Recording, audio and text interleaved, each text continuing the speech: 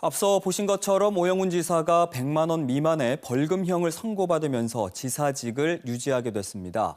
검찰이 구형한 징역 1년 6월과는 큰 차이가 있는 결과인데요. 재판부가 왜 이런 판결을 내린 건지 안세현 기자가 살펴봤습니다.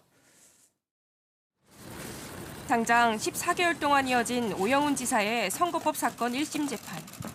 이 기간 40명 넘는 증인을 신문한 재판부는 오 지사의 사전 선거운동 혐의에 대해 유죄로 판단했습니다. 오 지사가 처음부터 다른 피고인들과 문제가 된 협약식을 논의했다고 할 수 없지만 공약 홍보를 위해 마련된 행사라는 점을 짐작하고도 가담한 건 사전 선거운동에 해당한다고 봤습니다. 가담 정도는 적지만 미필적 고의가 있었다는 판단입니다. 재판부는 하지만 협약식 개최비 명목으로 550만 원의 정치자금을 받아 모 컨설팅 업체 대표에게 건넨 정치자금법 위반 혐의에 대해선 무죄로 봤습니다. 오 지사가 가담한 정황에 대한 검찰의 공소사실 증명이 부족하다고 판단했기 때문입니다.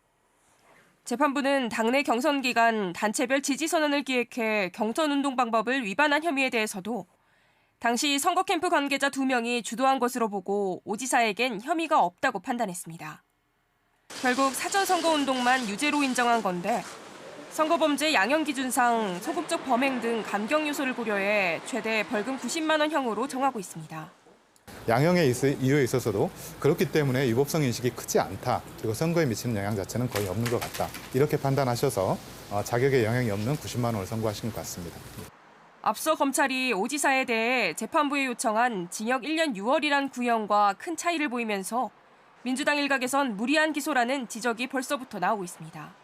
하지만 피고인 모두에게 유죄가 선고됐다는 점에서 검찰도 항소 여부를 검토하고 있습니다. 공직선거법에 따라 항소심과 상고심 모두 3개월 이내에 선고가 이뤄져야 합니다. 다만 강제 조항이 아니어서 기소 후 6개월 이내로 규정된 1심 선고도 1년 넘게 지연된 만큼 확정 판결은 올해 하반기쯤 나올 것으로 전망됩니다. KBS 뉴스 안선입니다.